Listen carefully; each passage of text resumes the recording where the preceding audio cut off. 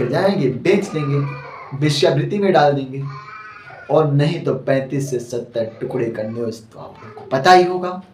Petrol डाल के जलाने का न्यूज़ तो आप लोगों को पता ही होगा।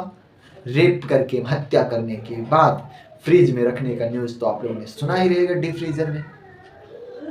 ऐसी तमाम घटनाएं सुनने के बाद भी उन लड़कियों की आंखों पर पट्टी बन जाता है। सबसे बड़ी समस्या का बात यह है कि वो लड़कियां कब समझेंगी। श्याम राष्ट्रम वंदे मातरम, हर हर महादेव। मित्रों आज मैं बात करने वाला सबसे बड़े एग्जिट पोल की, और वो एग्जिट पोल किसी राजनीति का नहीं, वो एग्जिट पोल भारत के युवा का है, भारत के युद्ध का है। पूरी दुनिया मित्रों भारत की युद्ध, भारत के युवा का चर्चा है।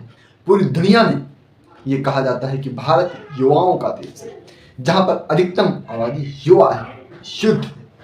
आने वाले भविष्य में हम कल्पना करते हैं कि भारत बहुत ही अधिक तरक्की करेगा, और निश्चय ही करेगा।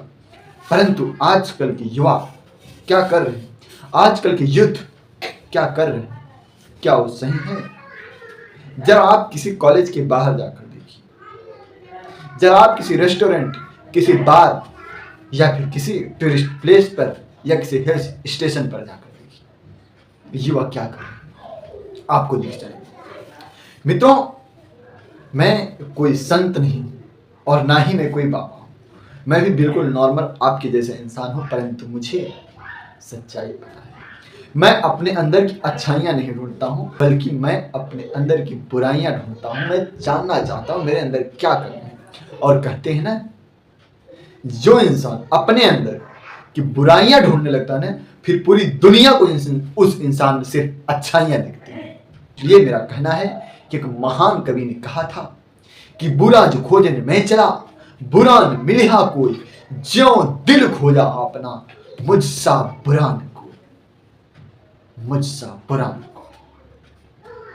अब मित्रों किसी स्कूल कॉलेज के बाद आप जाएंगे, बाहर आप जाएंगे तो देखेंगे 15 साल से 25 साल के बीच में बालक बालिकाएं स्मोकिंग करते हुए, बीड़ी सिगरेट का धुआं उड़ाते हुए दिख जाएंगे, गुटखा पान मसाला बिमल चबाते हुए दिख जाएंगे आपको, एक दूसरे के गोद में बैठकर चुम्मा चाटी करते हुए दिख जाएंगे, एक दूसरे को गाली गलौज करते हुए दिख जाएंगे। क्या ये हमारे देश का भविष्य है? क्या इससे हमारा देश तरक्की करेगा, उन्नतशील होगा? आजकल कॉलेजेस में पढ़ने वाले लड़कों की अगर गणना करें, 5 से 7% लड़के लड़कियां ही पढ़ रहे हैं। बाकी लोग सिर्फ फालतू की चीजों में ध्यान दे रहे हैं, और बाद में फर्जी डिग्री लेकर के, चीट मार करके उम्मीद करते हैं कि उनको एक अच्छा पोजीशन, एक अच्छा लेवल मिले। सबसे ज्यादा रोजगार का मसला वही खड़ी करते हैं जो अच्छे से पढ़ाई नहीं की, जो क्लासरूम के अंदर पढ़ाई करने की जगह कॉलेज के बाहर गेट के पास सिगरेट फूंकते हुए अपने पार्टनर की बाहों में झूमते हुए दिखते हैं। और सच में जो पढ़ने वाले लड़के या लड़कियां, बालक बालिकाएं हैं, वो कभी भी रोजगार के लिए नहीं चाहते, रोजगार उनका इंतजार करते रहते हैं। और मित्रों यही से जन्म लेता है लव जिहाद, जो इतनी इसमें पूरी दुनिया की सबसे बड़ी समस्या बनकर खड़ा होगा। आप लोग को पता नहीं होगा तो आप लोग को बता दें कि लव जिहाद पैदा कैसे। लव जिहाद ने दोस्ती से पैदा होता है।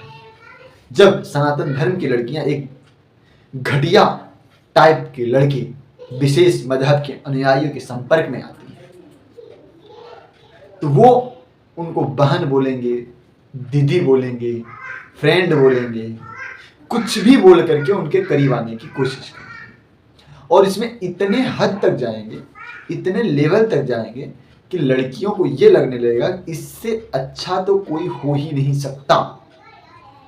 वो सारी चीजें भूल जाएगी और अब्दुल पर आंख बंद करके भरोसा करने लगेगी।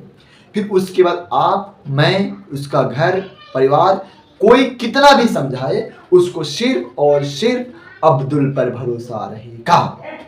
वजह यह है अब्दुल उनसे मीठी मीठी बातें करेगा, अब्दुल उनके ऊपर कुछ चंद पैसे खर्चा करेंगे।